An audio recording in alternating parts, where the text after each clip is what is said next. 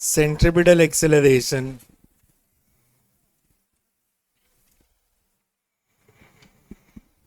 Consider a body moving in. Consider a body moving in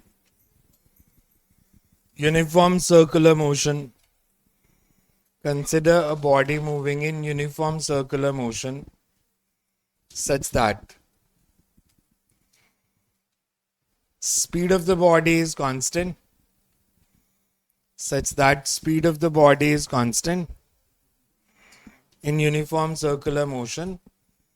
Such that speed of the body is constant but velocity is variable. Is variable as velocity vary कर रही है because direction change हो रही है. Speed of the body is constant but velocity is variable because direction of motion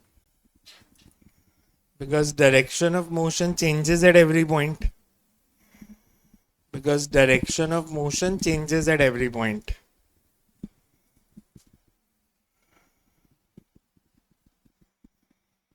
Consider a body moving with speed v in a circle of radius r. Consider a body moving with speed v in a circle of radius r with center at point O.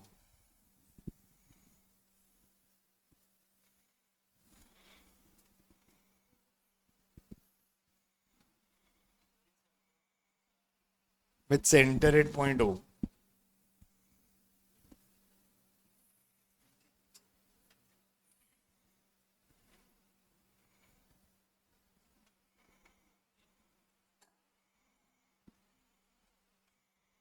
Direction of velocity is tangent to the path.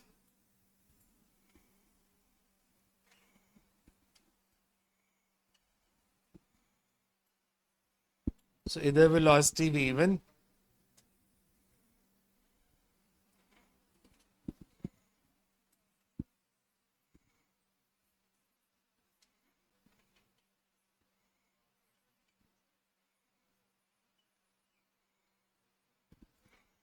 it says body moves from P to Q. Its velocity changes from v1 to v2. Acceleration निकालनी है. Acceleration क्या होती है? सिर्फ acceleration change in velocity upon time. इस case में change in velocity कितना है? Body moves from P to Q. P पे वेलोसिटी v1, क्यू पे v2, तो change in velocity is v2 minus v1 और इनके बीच में एंगल डेल्टा थीटा. तो रेडियस में एंगल है, इनमें भी एंगल डेल्टा थीटा है. मेरे को v2 माइनस v1 निकालना है, तो कैसे सॉल्व कर सकते हैं? v2 माइनस v1 हम जो अभी तक पढ़ रहे थे वेक्टर सब्ट्रैक्शन में. v2 माइनस v1 का मतलब यही होता है adding minus v1 and v2.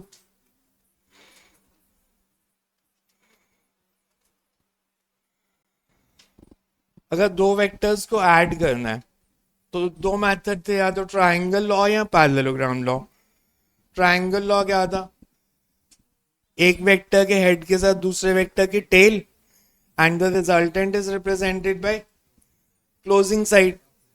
तो v2 के हेड के साथ माइनस v1 की टेल.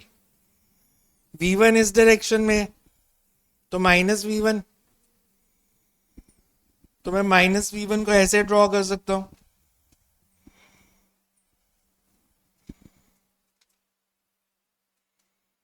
बिकॉज v1 अपवर्ड है तो ये माइनस v1. v2 के हेड के साथ माइनस v1 की टेल ज्वाइन कर दी. क्लोजिंग साइड क्या होगा? क्लोजिंग साइड सेम ऑर्डर या ऑपोजिट? ऑपोजिट. मतलब फर्स्ट की टेल से सेकंड का हेड, फर्स्ट की टेल से सेकंड के हेड को ज्वाइन करे तो कैसा वेक्टर बनेगा?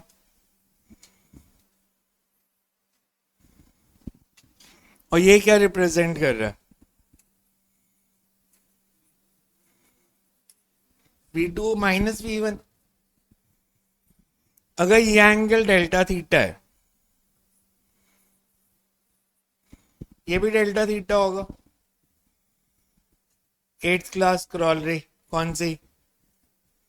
8th क्लास में क्रॉल रही थी एक, या 9th में होएगी, ज्योमेट्री की थ्योरम के बाद होती थी ना, angle between two lines is same as angle between their perpendiculars.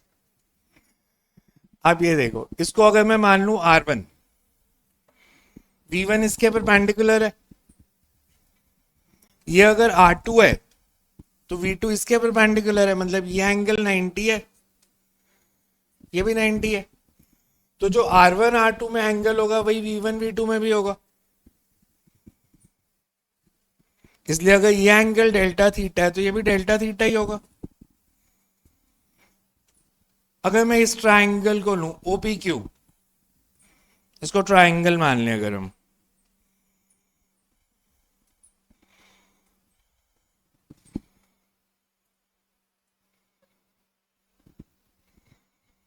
ये आइसोसेलेस ट्राइंगल है या नहीं? दो साइड्स इक्वल है, रेडियस के इक्वल। ये जो ऊपर ट्राइंगल बना QRS, ये भी आइसोसेलेस ट्राइंगल है, क्योंकि इसकी दो साइड्स इक्वल हैं। V1 और V2 का मैग्नीट्यूड सेम है, हमने लिया यूनिफॉर्म सर्कुलर मोशन है, तो अगर V1 और V2 का मैग्नीट्यूड सेम है तो इसका मतलब ये साइड अगर V है तो ये भी V है, दोनों आइसोसेलेस ट्राइंगल है। एक थ्योरम पढ़ी थी कि अगर आइसोसेलेस ट्राइंगल और इंटीरियर एंगल सेम हो तो वो सिमिलर होते हैं, तो ये दोनों सिमिलर ट्राइंगल है। सिमिलर ट्राइंगल है मतलब रेशियो ऑफ साइड्स सेम होनी चाहिए। उस प्रॉपर्टी का यूज करके हम डेल्टा वी की वैल्यू निकाल लेंगे। V ratio of sides is same, इधर साइड्स की रेशियो को मैं क्या लिख सकता हूँ, डेल्टा V बाय V। इधर साइड्स की रेशियो, ये अगर डिस्टेंस डेल्टा x है मान लो, और ये साइड V1 और V2 दोनों का मैग्नीट्यूड जो है सेम है से V, तो मैं कह सकता हूं delta V by V is delta x by R। Ratio of side same है, ये साइड डेल्टा V, ये साइड V, तो delta V by V is delta x by R। Delta V किसके इक्वल आ गया, V by R delta x। दोनों sides को delta t से अगर डिवाइड कर दें, ये क्या होता है, delta V by delta t. Acceleration delta x by delta T. Velocity, तो प्रूव हो गया a is equal to v square by r, because ये हो गया a और ये भी v। इसको मैं ऐसे भी लिख सकता हूं, v is r omega.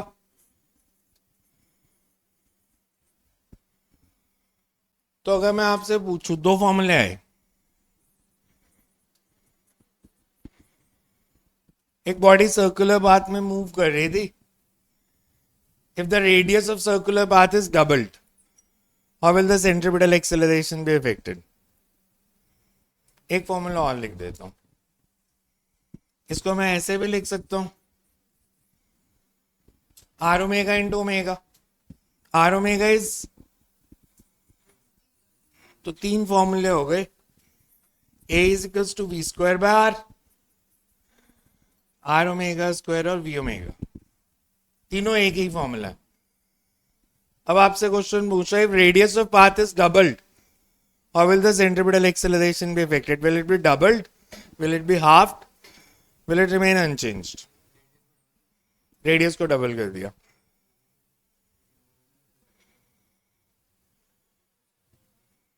Double हो जाएगी। आपको कैसे पता, हाफ, आपको कैसे पता हाफ हो जाएगी? कौन सा फॉर्मूला लगा रहे हो? मैं तीसरा लगाऊं फिर, उसमें रेडियस है ही नहीं। सेकेंड लगाता हूं तो डबल, रेडियस डबल गया तो डबल हो गई। फर्स्ट लगाया तो रेडियस डबल गया तो हाफ हो गई। तो क्या है, ए डायरेक्टली प्रोपोर्शनल टू आर है, इनवर्सली प्रोपोर्शनल टू आर है, या इंडिपेंडेंट ऑफ आर है?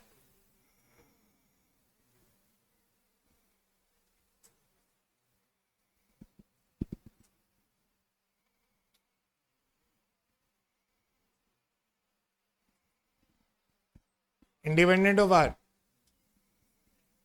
directly proportional to R.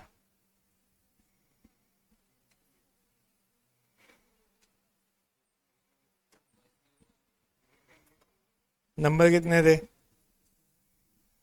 मैंने इसको पूछा नंबर कितने थे, इसने पूछा किस में। क्यों पूछा इसने किस में? इसने मेरे से ये क्यों पूछा किस में? क्योंकि क्वेश्चन पूरा नहीं पूछा था ना मैंने।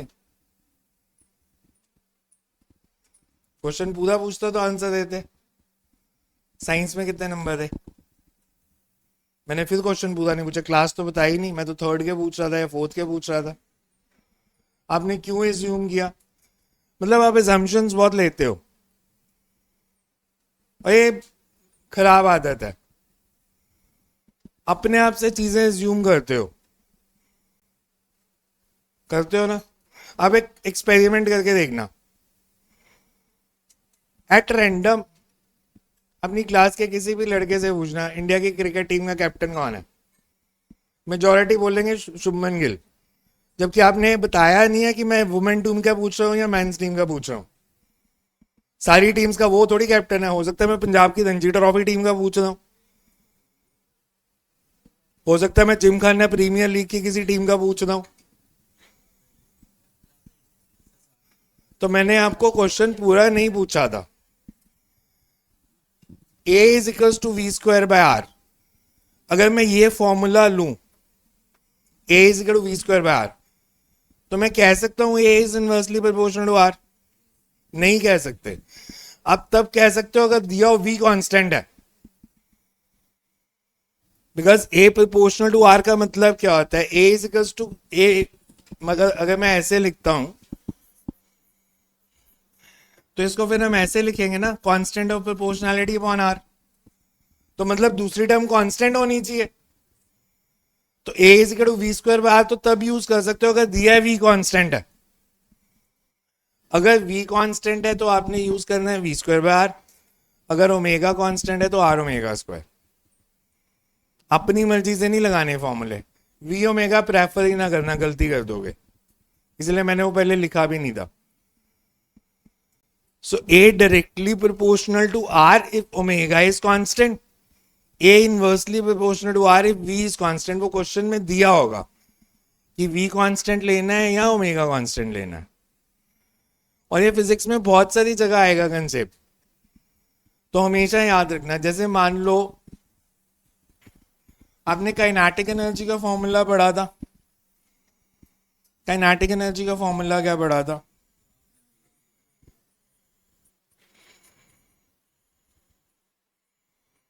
मैं इसको ऐसे भी लिख सकता हूं,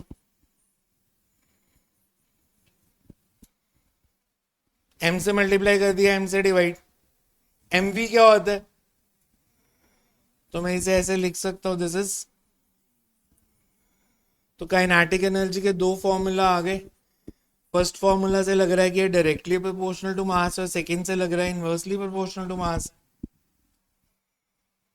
सो अगर p दिया है कांस्टेंट है, कि दिया है कि मोमेंटम ऑफ अ बॉडी को कांस्टेंट रखा, तो फिर आपने फॉर्मूला लगाना है p स्क्वायर बाय 2m।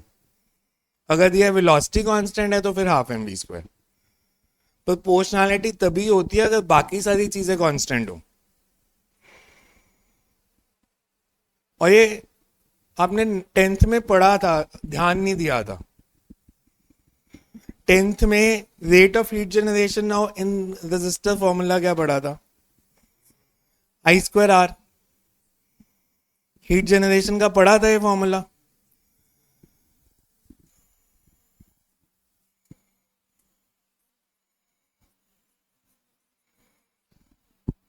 पढ़ा हुआ ये फॉर्मूला सबने? इसको भी मैं ऐसे लिख सकता हूं,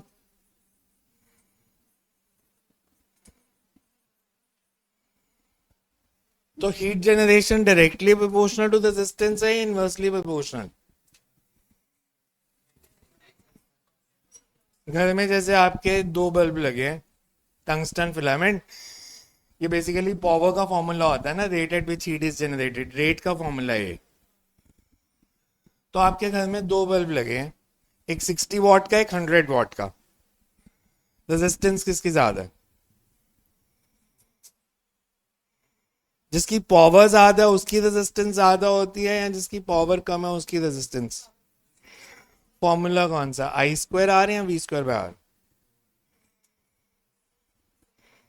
बिकॉज अगर आई स्क्वायर आर लगाएं पावर को, तो मतलब power is directly proportional to resistance. V square by R लगाए तो power is inversely proportional to resistance. तो कौन सा फॉर्मूला लगाना होता है? क्यों?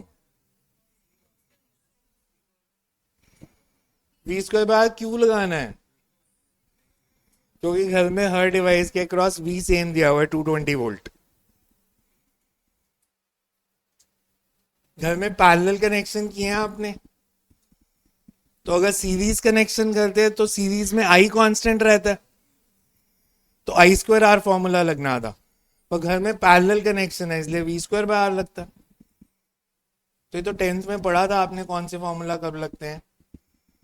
आपके दिवाली की लाइट्स है, 40 लाइट्स वाली एक लड़ी थी, एक फ्यूज हो गई, एक बल्ब बीच में से फ्यूज हो गया, तो वो सारी बंद हो जाती है। तो मैंने वो एक बल्ब निकाल के बाकी 39 को फिर सीरीज में लगा दिया। ब्राइटनेस बढ़ेगी कम हो जाएगी? मतलब 40 लाइट्स ज्यादा लाइट पहले भी सीरीज में थे। अरे पहले रेजिस्टेंस 40 आर थी, अब 39 आर हो गई है।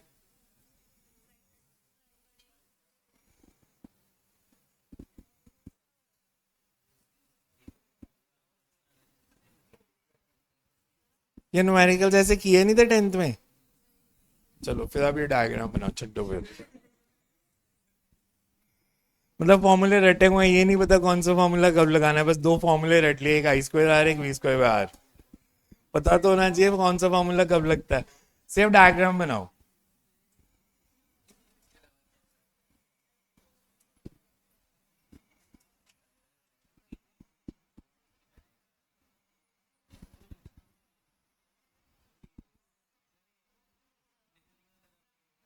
अरे ऐसे नहीं लिखना होता, कोई नहीं, दोबारा लिख लेना।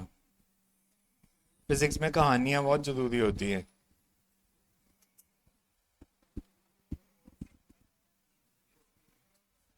बिकॉज अगर आप सिर्फ मैथ्स मैथ्स करके आओगे ना, स्कूल टीचर्स मार्क्स काट लेते हैं, और वैसे भी देख के लगता है कि नकल ही मारी होगी अगर सिर्फ मैथ्स लिखा है तो आप ऊपर स्टोरीज जरूर लिख के आओगे।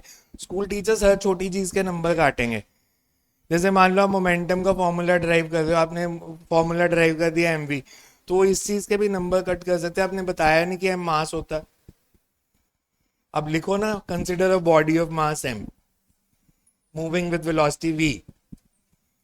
वो कोई टीचर पढ़ेगा नहीं, पर नहीं लिखोगे तो नंबर जरूर काट लेगा। तो इसलिए ऊपर छोटी मोटी स्टोरीज लिखा है करो फिजिक्स में। क्या?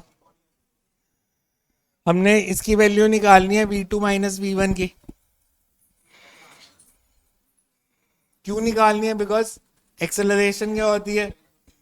Change in velocity upon time. तो इसलिए v2 और -v1 को ऐड करना है। तो इसलिए v2 के हेड के साथ -v1 की टेल, जो क्लोजिंग साइड है वो v2 - v1।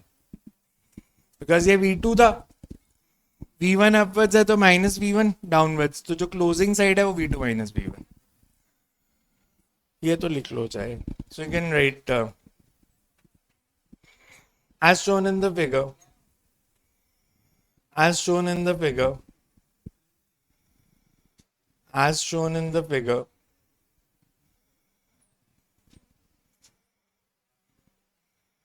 velocity of body, as shown in the figure, velocity of body is velocity of body is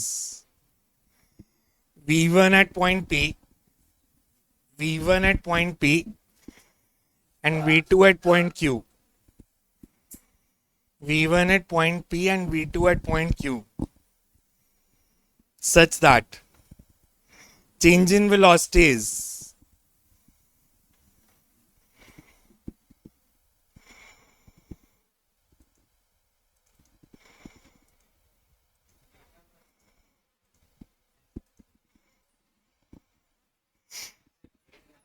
such that change in velocity is v2 minus v1,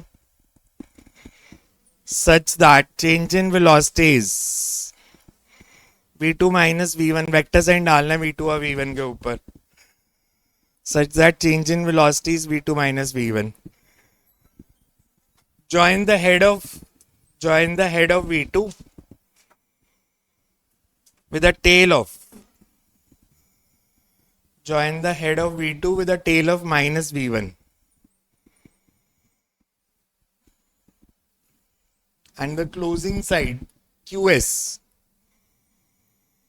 and the tail of minus v1 and the closing side qs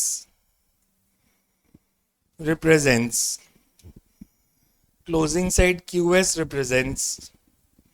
v2 minus v1.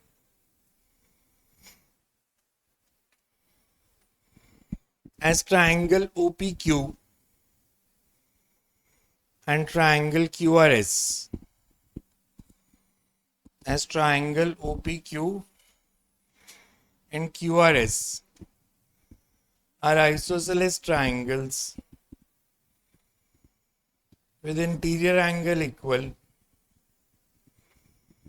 OPQ and QRS are isosceles triangle. ये समझ आता है ना isosceles कैसे है? Because OPQ में दो sides equal हैं रेडियस के, और QRS में दो साइड्स इक्वल हैं स्पीड के. Are isosceles triangle with interior angle equal, therefore they are similar. Thus, with interior angle equal, thus they are similar. Therefore, delta V by V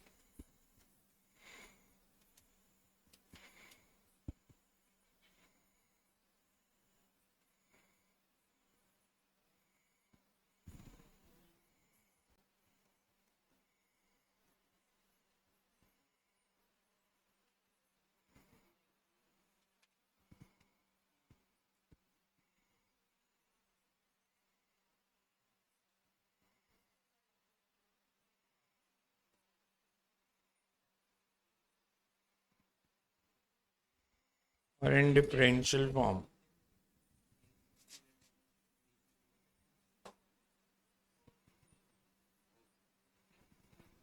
differential form में ऐसे भी लिख सकते हैं delta we bye delta T को.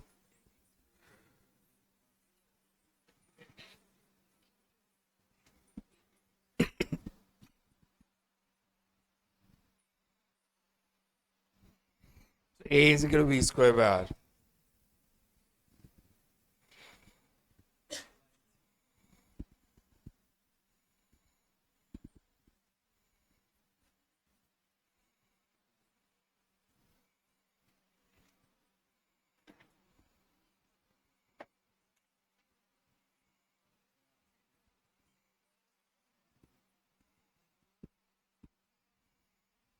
तो अगर acceleration v square by R है, फोर्स कितनी हो जाएगी? Force is mass into acceleration, तो M V square by R या M R omega square, because force is M में, तो ए हमने निकाल लिया, मास से मल्टीप्लाई कर दोगे तो फोर्स आ जाएगी.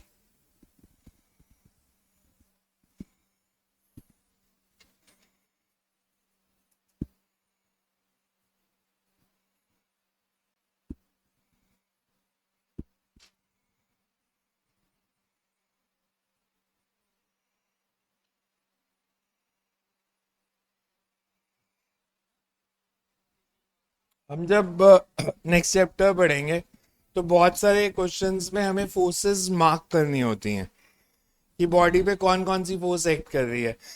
Centripetal force is never marked. Reason for that is, जब हम नेक्स्ट चैप्टर पढ़ेंगे किसी भी बॉडी पे फोर्सेस मार्क करनी है तो सेंट्रिपिटल फोर्स कभी मार्क नहीं करते. उसका रीजन, क्योंकि ये अलग से कोई फोर्स नहीं होती. जो भी फोर्स डायरेक्शन चेंज करेगी उसे सेंट्रिपिटल बोलते हैं. जैसे अर्थ सन के आसपास मूव कर रही है तो gravitational force is the centripetal force. Electron nucleus के आसपास मूव कर रहा है तो जो उन दोनों में इलेक्ट्रिकल फोर्स है दैट इज सेंट्रिपिटल फोर्स. तो आपने क्योंकि इलेक्ट्रिकल फोर्स मार्क कर दी या ग्रेविटेशनल फोर्स मार्क कर दी, तो अलग से फिर सेंट्रीपिटल मार्क नहीं करनी। कोई और फोर्स होगी जो सेंट्रीपिटल फोर्स का रोल प्ले करेगी। रोल प्ले करेगी मतलब सेंट्रीपिटल फोर्स का रोल क्या है, उसने डायरेक्शन चेंज करनी है। तो जो भी फोर्स डायरेक्शन चेंज करेगी वो सेंट्रीपिटल है। So you can read next.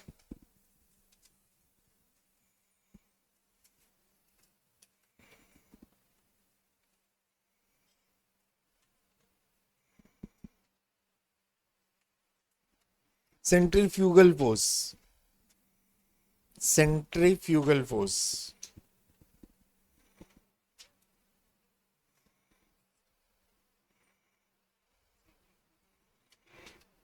it is a pseudo force, it is a pseudo force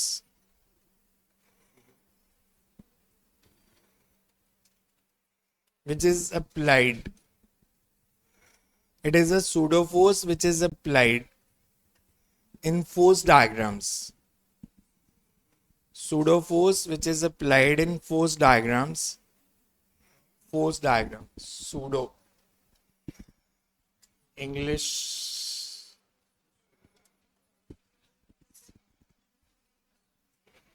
PSEUDO, pseudo force. Pseudo is imaginary, false, which is applied in force diagrams to make the Newton laws of motion, to make the Newton laws of motion applicable in, to make the Newton laws of motion applicable in accelerated frames,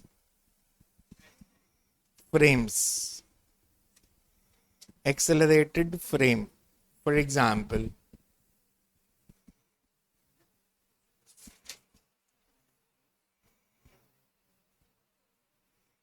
if a child is standing on a rotating platform,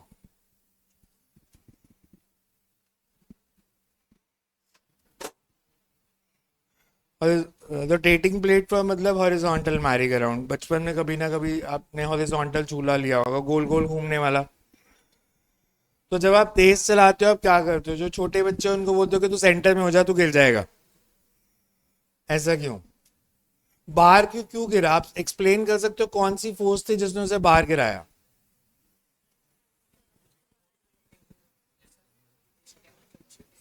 तो कोई force है नहीं जो उसको बाहर गिरा रही है। जब तक आपने सूडो एज्यूम नहीं की।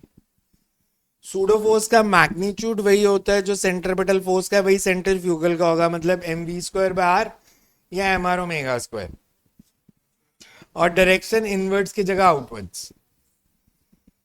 तो हम कहेंगे कि उस पर एक सूडो फोर्स लगी जिसके कारण वो बार को गिरा। एक्चुअल में वो बार को नहीं गिरा था, कोई बार को नहीं गिरता।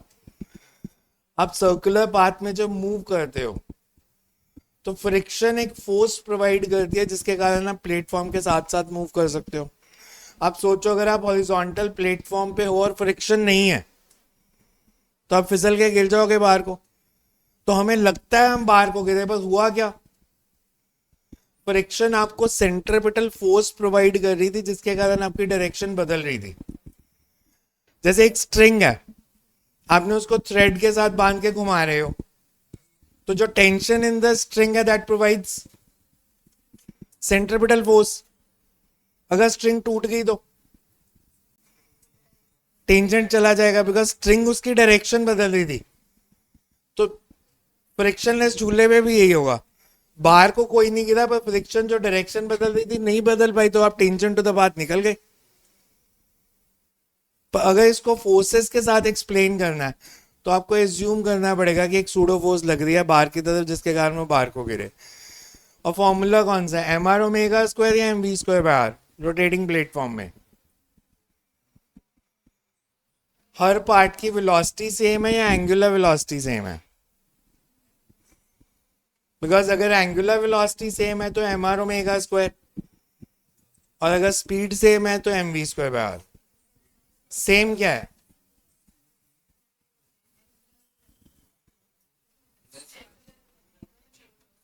एंगुलर वेलोसिटी सेम होती है रोटेटिंग बॉडी में हर पार्ट की. स्पीड सेम होती है या एंगुलर वेलोसिटी? स्पीड सेम होती है. मतलब अभी आप हो जलंधर में, तो आपका दिन 24 घंटे का. मतलब मैं किसी और जगह पे चला गया तो दिन छोटा बड़ा होता रहेगा. अर्थ मतलब 24 घंटे की जगह किसी और टाइम में चक्कर काटेगी वहां पे. दूसरी कंट्री वाले कुछ और पढ़ रहे हैं. पाकिस्तान में 23 घंटे है, नेपाल में 22 घंटे है, ऐसे होता है. फिर ओमेगा सेम है ना. अरे आप ग्लोब को घुमाओगे तो पूरा ग्लोब एक ही टाइम में पूरा चक्कर काटेगा. कहीं पे भी आप उसको बैठ बैठ जाओ. ओमेगा सेम होता है, वी अलग अलग होता है. और इस पे कल क्वेश्चन भी दिया था, फिफ्थ लैटिट्यूड एंगल 60 वाला. याद है क्वेश्चन था कि स्पीड निकालो इफ लैटिट्यूड एंगल है 60. अगर मैं उस क्वेश्चन में डायग्राम बनाऊं, वो कुछ लोगों ने तो पूछ लिया. बेसिकली वी और ओमेगा में रिलेशन क्या होता है? V is equal to R omega, vector relation omega cross R. तो अगर मैं अर्थ बनाता हूं,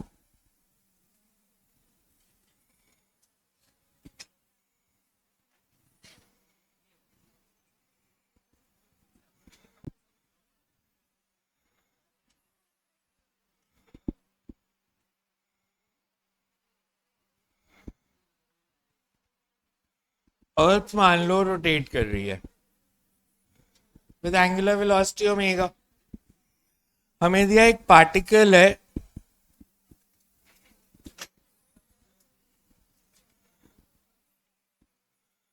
विच इज एट लैटिट्यूड एंगल 60.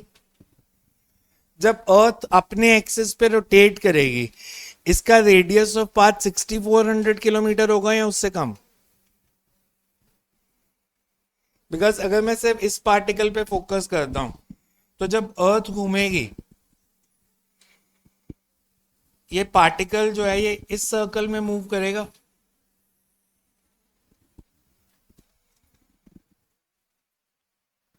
तो हमें जो रेडियस लेना है, रेडियस आपको ये लेना था, radius in which particle moves. तो ये अगर आर है 6400, ये एंगल 60, तो ये भी 60. तो cos 60 की वैल्यू वो तो मेरे को भी पता है, आर बाय आर. तो R is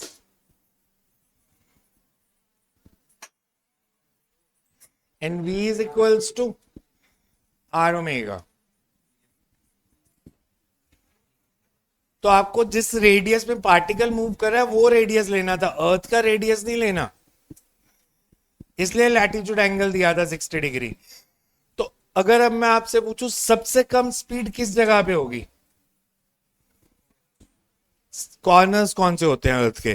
corner poles. Because poles पे रेडियस बिकम्स 0. जो पार्टिकल यहां पे है उसकी तो लीनियर स्पीड होगी ही नहीं, बिकॉज वो तो उसी जगह पे ज्यादा अर्थ घूम भी रही है. तो और सबसे ज्यादा इक्वेटर पे. अगर मैं आपसे पूछूं सेंट्रीफ्यूगल फोर्स सबसे ज्यादा कहां लगेगी?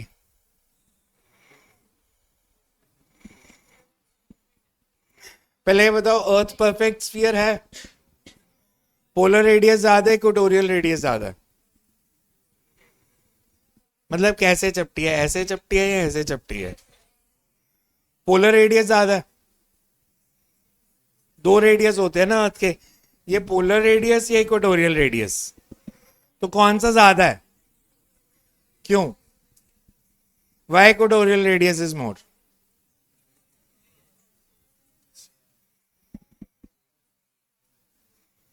अगर हम सेंट्रीफ्यूगल फोर्स ले, हर पार्ट की एंगुलर वेलोसिटी सेम, तो सेंट्रीफ्यूगल फोर्स का कौन सा formula? M R omega square या M V square by R? Omega same है तो एम आर ओमेगा स्क्वायर. तो सेंट्रीफ्यूगल फोर्स, आउटवर्ड फोर्स ज्यादा कहां पे लगेगी, इक्वेटर पे या पोल्स पे? इक्वेटर पे. तो अर्थ इनिशियली लिक्विड स्टेट में थी, तो इक्वेटर पे क्योंकि ज्यादा फोर्स लग रही थी, वो पार्टिकल्स थोड़ा बाहर को आ गए, तो इसलिए अर्थ चपटी हो गई, स्फीयर नहीं थी। फोर्स अगर आपको कोई खींचेगा एक तरफ से तो आप उसी डायरेक्शन में जाओगे ना। तो इक्वेटोरियल यहाँ पे जो पार्टिकल्स थे इन पे ज्यादा फोर्स लग रही थी बाहर की तरफ, इधर से भी और इधर से भी।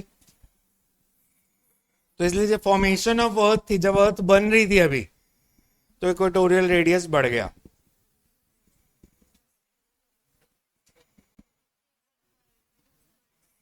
अर्थ घूम रही है, जो यहाँ पे पार्टिकल्स हैं इन पे सेंट्रीफ्यूगल फोर्स सबसे कम लग रही है। जो इधर पार्टिकल है इधर थोड़ी ज्यादा फोर्स लगी, इधर और ज्यादा, इधर सबसे ज्यादा। तो अगर आप सोचो आपके पास एक इलास्टिक बॉडी है और उसको आप दोनों तरफ से ऐसे खींचोगे तो शेप कौन सी बन जाएगी? वो स्फीयर नहीं रहेगी, सॉर्ट ऑफ एलिप्टिकल बन जाएगी। ऐसे बढ़ जाएगा रेडियस, ऐसे थोड़ा सा कम हो जाएगा। तो यही हुआ है अर्थ के साथ भी।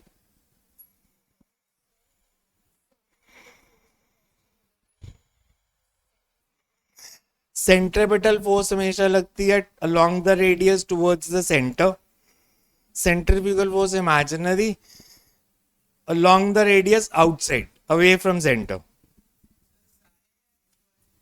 हाँ, जाके नहीं देखा कहीं पे? देखना है एक बार, टाइम नहीं मिला। सन का टेम्परेचर कैसे नोट किया होगा? आपको बहुत कुछ गलत पढ़ाए थे। अर्थ के अंदर टेम्परेचर कितना है? Temperature inside earth, core of earth. आपने पढ़ा था 10th में, अर्थ अंदर से मोल्टन है, हाई टेम्परेचर है। तो कैसे पता? किसी को नहीं पता, ऐसे तुक्के मारे हुए हैं। अर्थ के अंदर हमने मैथ्स लगाया basically. Physics is not maths. उन्होंने क्या किया, एक इंडक्शन का फॉर्मूला लगाया मैथ्स का। उन्होंने कहा अर्थ के अंदर होल तो आज तक जो हमने किया that is around 30 to 33 kilometre तक ड्रिल जो की है ऑयल एक्सप्लोरेशन के लिए। तो दे ऑब्जर्व कि जब अर्थ के नीचे जाते हैं तो टेम्परेचर बढ़ता है। तो उन्होंने देखा 1 किलोमीटर नीचे गए तो कितना टेम्परेचर बढ़ा, 10 किलोमीटर गए तो कितना बढ़ा। तो अगर हम 6400 किलोमीटर चले जाएंगे तो कितना बढ़ेगा? अब वो तो मैथ्स है।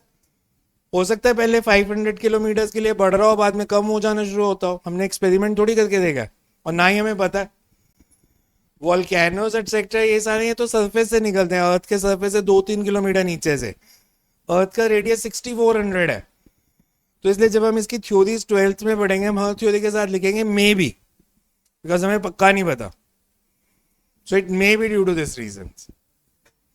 तो जो चीज एक्सपेरिमेंटली वेरीफाई नहीं हो सकती दैट्स नॉट फिजिक्स। फिजिक्स में हर चीज का प्रूफ होना चाहिए कि ऐसा क्यों। So you can write next. क्या?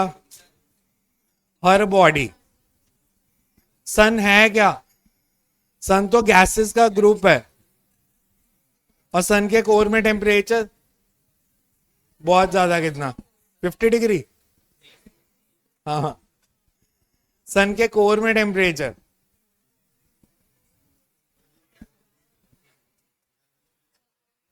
10 मिलियन कैल्विन। सन के कोर में temperature is 10 million kelvin. Spectra पढ़ लिया केमिस्ट्री में, क्या नहीं पढ़े अभी? एमिशन स्पेक्ट्रा, एब्जॉर्प्शन स्पेक्ट्रा पढ़ लिए, और फिर क्यों नहीं पता? एमिशन स्पेक्ट्रा क्या होता है?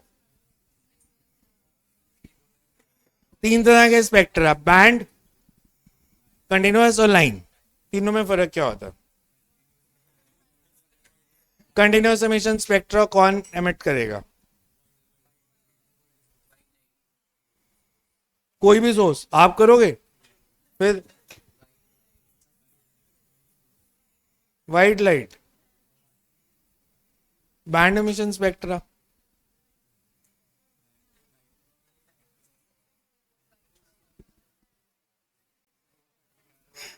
Continuous emission spectra is given out by substances independent of their nature whenever temperature is of the order of 1 million Kelvin. तो हर बॉडी कंटिन्यूअस एमिशन स्पेक्ट्रा देगी, इसको भी 1 मिलियन कैल्विन तक हीट कर दूंगा, ये भी देगा। Band emission spectra is given out by substances when they are heated in the molecular state. Oxygen, nitrogen, hydrogen. Line emission spectra is given out by substances in the vapor state.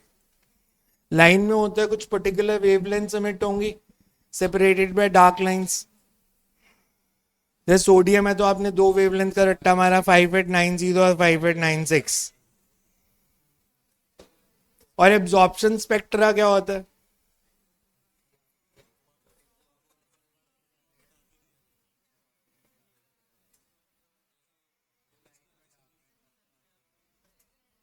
Absorption spectra is whenever continuous light passes through colder substances.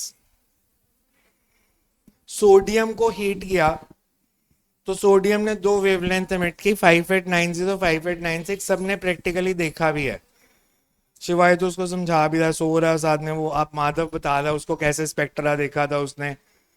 हाँ जी माधव जी, आप मेरे को बताओ. हाँ जी, आप उसको बता रहे थे ना, गिरीश को समझा रहे थे स्पेक्ट्रोस्कोपी. तो मेरे को बताना है एब्जॉर्प्शन स्पेक्ट्रा कब होता है.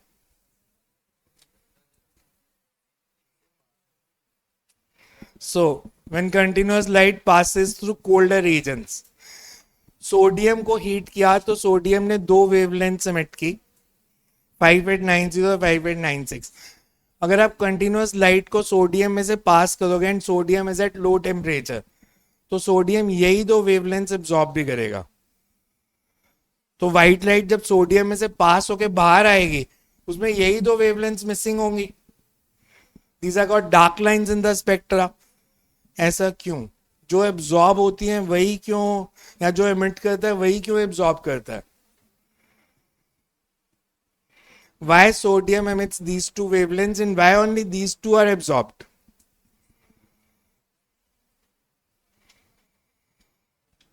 अभी तो कह रहे हो हमने पढ़ लिया spectra.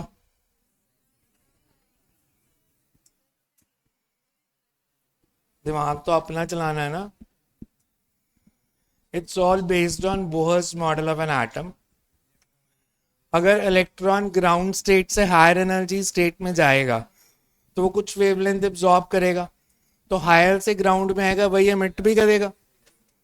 And this is known as Kirchhoff's law. A body which absorbs a particular wavelength when it is cold will emit the same wavelength when it is hot. Sodium दो वेवलेंथ एमिट करता है, practically notice किया जानदीप? जलंधर में 3 तरह की street lights लगी हैं. One are LEDs, one are mercury vapour lamps and third is sodium vapour lamps. Sodium vapour lamp street lights में आपने देखी होगी येलो कलर की लाइट लगी होती कई जगह पे, या एयरपोर्ट्स पे जाओ तो रनवे के दोनों साइड पे येलो लाइट लगी होती है. So that is sodium vapour lamps. मतलब वो दो ही वेवलेंथ एमिट करते हैं 5890 और 5896. एयरपोर्ट में रनवे के साइड पे क्यों लगाते हैं ये सोडियम वेपर लैंप्स?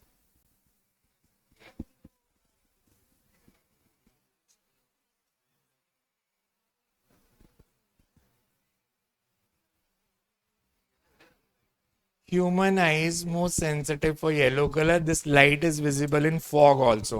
इसीलिए कार्स के आगे फॉग लाइट भी येलो लगती है. तो एयरपोर्ट पे रनवे की पोजीशन लोकेट करने के लिए उन्होंने दोनों साइड पे सोडियम वेपर लैंप लगाई हैं कि रनवे नहीं भी नजर आ रहा तो सोडियम वेपर लैंप्स दो साइड पे नजर आ रही है, तो पायलट के लिए वो इंडिकेशन होती है कि इनके बीच में रनवे है, तो वहां पे वो लैंड कर सकता है. हमने पढ़ लिया spectra. So you can write numerical लिखो एक. डीपीपी का 6th और 7th.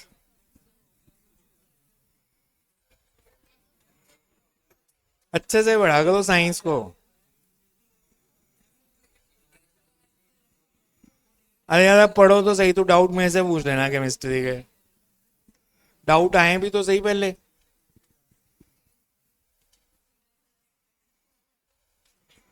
मैं फिजिकल केमिस्ट्री तो समझा सकता हूँ आपको अच्छे से, बिकॉज ऑर्गेनिक लाइव स्ट्रीम चल रही है. पीपी सर ने देख लिया ना, तेरे को पकड़ लेना.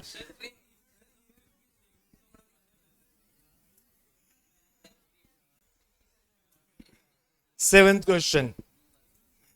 A spinning wheel is brought to rest.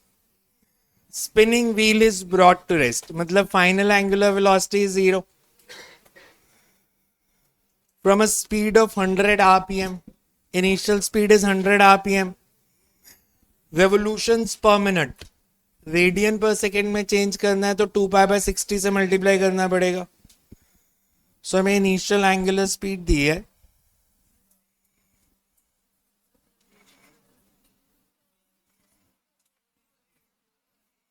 Hundred RPM means 100 into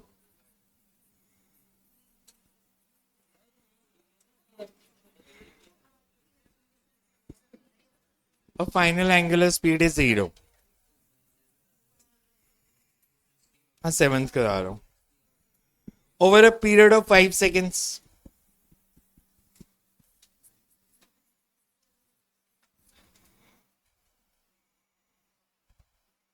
हमने एंगुलर रिटार्डेशन बतानी है. Angular retardation is change in angular velocity upon time. मतलब फाइनल माइनस इनिशियल अपॉन, तो 0 माइनस ये कितनी आ रही है value 200 π/60. Negative means it's retardation. यही पूछा था अल्फा की वैल्यू.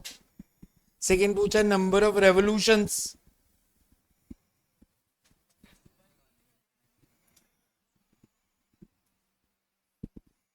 एनालॉगस रिलेशन होते हैं. एनालॉगस रिलेशन का मतलब होता है,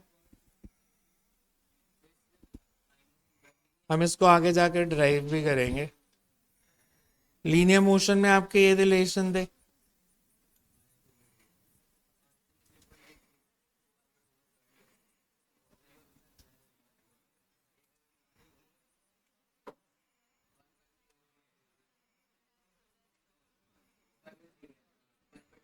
ये 4 फॉर्मूले पढ़े थे आपने. एनालॉगस रिलेशन का मतलब होता है सेम रिलेशन, डिस्टेंस की जगह एंगल, स्पीड की जगह एंगुलर स्पीड, एक्सेलरेशन की जगह एंगुलर एक्सेलरेशन, टाइम की जगह टाइम. तो फर्स्ट फॉर्मूला क्या बन जाएगा?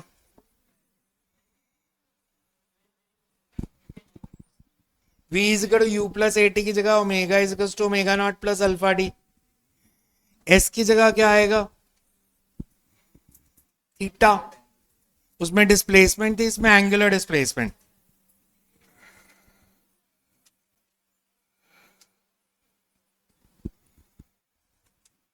v square minus U square is equal to 2as.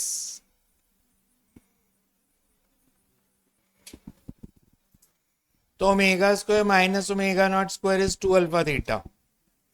S N एथ की जगह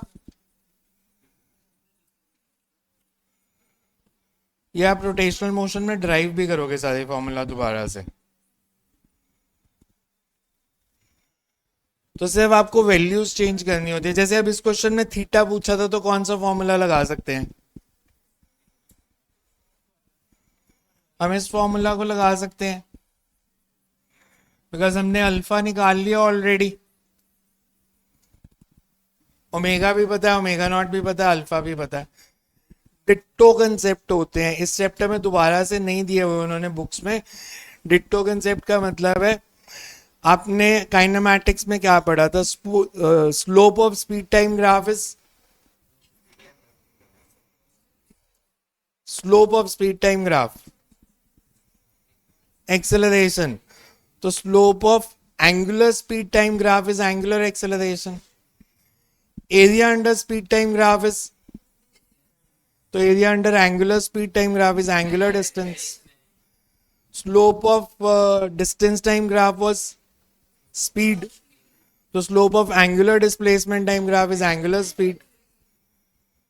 सो सेम कंसेप्ट इसमें भी चलेंगे, सिमिलर ग्राफ बनेंगे. वो भी लगा सकते हो.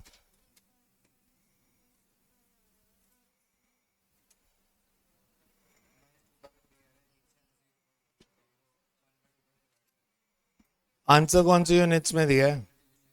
तो फिर उसको 2π से चेंज भी तो करना पड़ेगा, नहीं तो रेडियन पर सेकेंड स्क्वायर में आएगा. और दूसरा 8th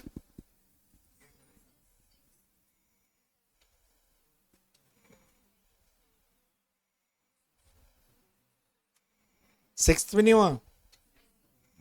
A particle moves in a circular path and its angular velocity is given.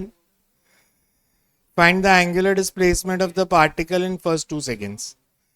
अगर एंगुलर वेलोसिटी दी और अगर अब मैं आपको काइनेमैटिक्स में पूछूं, वेलोसिटी का फॉर्मूला दिया और डिस्टेंस निकालना है, तो इसमें भी इंटीग्रेशन.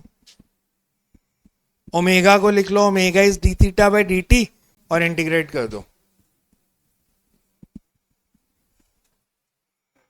एट्थ में करेक्शन दिए, रेवोल्यूशंस पर मिनट से आंसर आ रहा है, रेवोल्यूशन पर सेकेंड से नहीं आ रहा, बिकॉज हमें दिया 600 रेवोल्यूशंस पर मिनट, तो रेडियन पर सेकेंड में लिखना है तो 2π/60 से मल्टीप्लाई करना है बस. और नाइन्थ हो गया, बस हो गए. और कोई डाउट इसमें?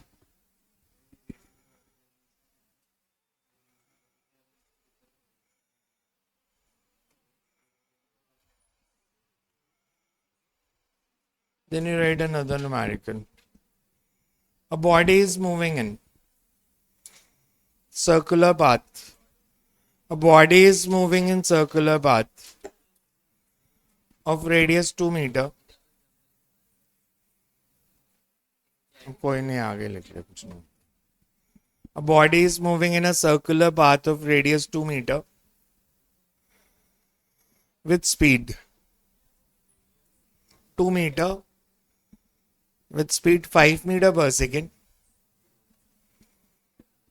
स्पीड मीटर पर सेकेंड में तो स्पीड ही होगी ना, with speed 5 metre per second, which is increasing at a rate of. A body is moving in a circle of radius 2 meter with a speed of 5 meter per second, which is increasing at a rate of 2 meter per second square. Find angle between acceleration and velocity. Find angle between acceleration and velocity.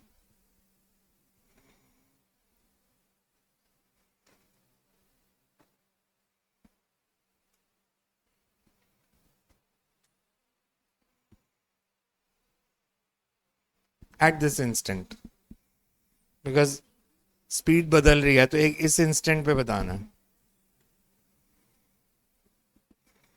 क्योंकि जैसे जैसे speed change होगी angle भी बदलेगा. किसको question समझ में आया? पहले तो एक्सेलरेशन निकालो, है कितनी. Find its acceleration. Find acceleration of the body in circular path.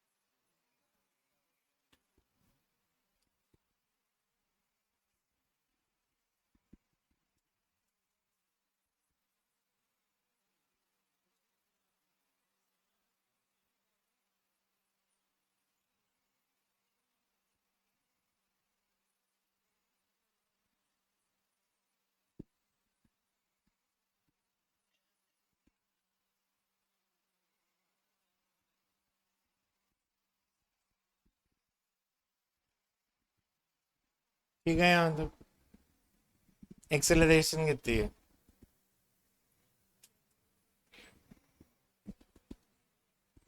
Acceleration कितनी है? ये तो सेंट्रीपिटल है. हमें ये क्या दिया? It's increasing at a rate of 2 metre per second square. तो ये क्या है फिर? 12.5. अरे क्वेश्चन को समझो. Speed is increasing at a rate of 2 metre per second square, that is tangential acceleration. Tangential दी है ऑलरेडी, और क्योंकि स्पीड बढ़ रही है तो टेंजेंशियल एक्सेलरेशन की डायरेक्शन क्या होनी चाहिए? Same as velocity, opposite to velocity. Same as velocity. तो हमारे को क्वेश्चन में ऑलरेडी दिया था इस बॉडी की जो टेंजेंशियल एक्सेलरेशन है दैट इज 2, और हमने सेंट्रीपिटल निकाल ली 12.5. Centripetal acceleration acts along the radius towards the centre, वो रेडियल है, हमें ये वैल्यू दी है, ये 12.5 है, और ये टेंजेंशियल एक्सेलरेशन जो है ये 2 है, और ये दोनों परपेंडिकुलर है, तो एक्सेलरेशन कितनी है? दो परपेंडिकुलर वेक्टर्स हो तो रिजल्टेंट क्या होता है? Under root of AC square plus AT square, और डायरेक्शन उसकी, ये पैरेललोग्राम की दो साइड्स हैं, तो resultant is along the diagonal, तो पहले इस पैरेललोग्राम को पूरा करके डायगोनल बना लो. This is resultant acceleration. ये टोटल एक्सेलरेशन है. हमें पूछा इसमें और वेलोसिटी में एंगल कितना है. वेलोसिटी इस डायरेक्शन में है, तो ये एंगल बताना है कितना है. ये एंगल कैसे निकालोगे? अगर मैं tan थीटा पूछूं तो कितना, ये साइड कितनी है और ये साइड, तो tan थीटा कितना हो गया? 12.5/2, वो आंसर है. tan inverse 6.25. समझ में आया? जो 2 मीटर हमें जब दिया है कि it's increasing at a rate of 2 metre per second square, मतलब वो टेंजेंशियल एक्सेलरेशन क्वेश्चन में दी है. पहले जिस पर्टिकुलर इंस्टेंट पे पूछा है, क्योंकि सर्कल में मूव कर रहा है, उस इंस्टेंट पे सेंट्रीपिटल भी निकालोगे कितनी है, और जो टोटल एक्सेलरेशन होती है that is vector sum of centripetal and tangential acceleration. लिख लो कंसेप्ट इसका. As the body is moving, uniform circular motion है नॉन यूनिफॉर्म है? नॉन यूनिफॉर्म, बिकॉज यूनिफॉर्म में स्पीड कांस्टेंट रहती है. As body is moving in non uniform circular motion, as body is moving in non-uniform circular motion, it has both centripetal and tangential acceleration. As body is moving in non-uniform circular motion, it has both centripetal and tangential acceleration. Thus total acceleration is vector sum of, thus total acceleration is vector sum of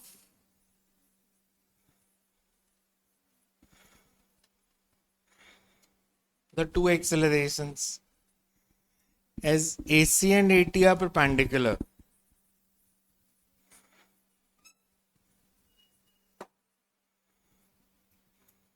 ये note कर लो फिर सारा.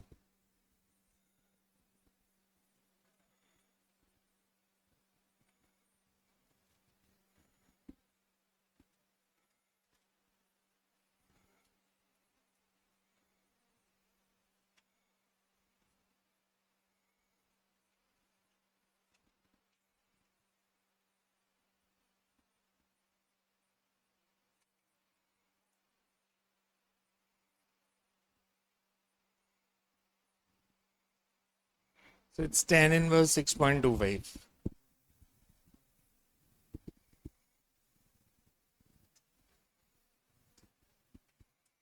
अगर body circular arc में move कर रही है, circular arc मतलब पूरा सर्कल नहीं कर रही, सर्कुलर आर्क में मूव कर रही है, तो उसकी सेंट्रीपिटल एक्सेलरेशन 0 हो सकती है कहीं पे. अगर एक बॉडी सर्कुलर आर्क में मूव कर रही है तो उसकी सेंट्रीपिटल एक्सेलरेशन कहीं पे 0 हो सकती है. सेंट्रीपिटल एक्सेलरेशन का फॉर्मूला क्या है? तो जहां v 0 होगा, मान लो मेरे पास एक पेंडुलम है, ये ऑसिलेट कर रहा है, तो इसका पाथ अगर देखे सर्कुलर आर्क है, तो जब ये एक्सट्रीम पोजीशन पे चला गया, एक भाई रुकेगा वहां पे v वहां पे सेंट्रीपिटल एक्सेलरेशन भी जीरो, और कोई पॉइंट नहीं होगा। अगर वो मूव कर रहा है तो उसकी वेलोसिटी होगी, तो उसकी सेंट्रीपिटल एक्सेलरेशन भी होगी। एक्सट्रीम पॉइंट पे जहां पे जाके वो एक बार रुक जाएगा, वहां पे हम कह सकते हैं कि सेंट्रीपिटल एक्सेलरेशन जीरो है। और टेंजेंशियल कहां पे सीधे हो सकती है सर्कुलर आर्क में?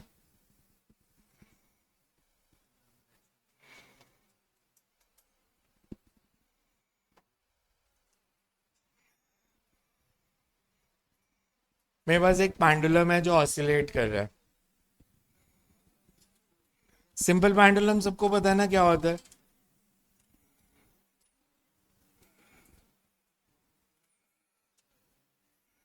मान लो किसी इंस्टेंट पे पेंडुलम यहां पे है,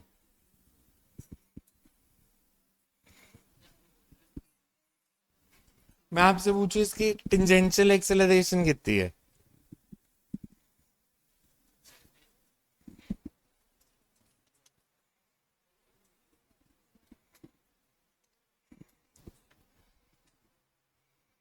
इस पे कौन कौन सी फोर्सेस लग रही हैं इस पेंडुलम बॉब पे? ग्रेविटी किस डायरेक्शन में, और कौन सी फोर्स, और कौन सी फोर्स लग रही है? टेंशन।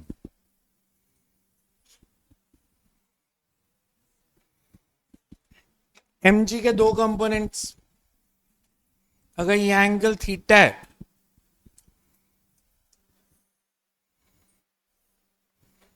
ये एंगल थीटा तो ये भी थीटा, जिस साइड एंगल है that should be,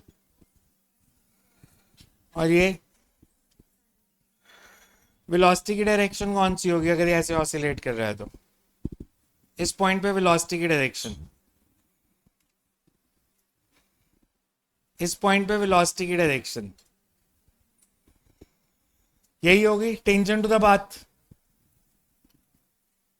tangential acceleration क्या होती थी? जो वेलोसिटी की डायरेक्शन में लगे। वेलोसिटी की डायरेक्शन में कितनी फोर्स लग रही है? mg साइन थीटा या mg कॉस थीटा? वेलोसिटी की डायरेक्शन में फोर्स लग रही है mg sine theta. Newton second law क्या था? एक्सेलरेशन क्या होती है? Force over mass. फोर्स अगर mg साइन थीटा है तो acceleration is force upon mass.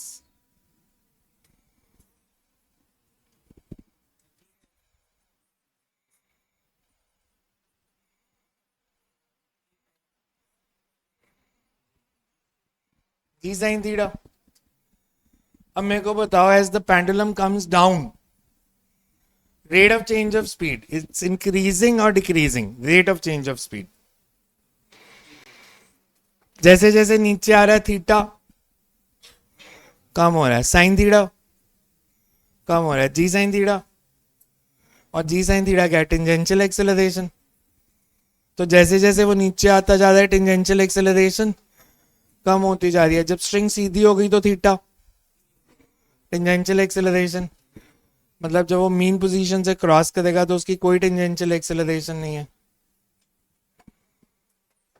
Formula से फिजिक्स नहीं आती ना, एनालाइज करना होता है हर प्रॉब्लम को कि tangential acceleration is G sine theta, तो वो थीटा के साथ कैसे चेंज करेगी। कल अभी इसके क्वेश्चन करते हैं सर्कुलर की।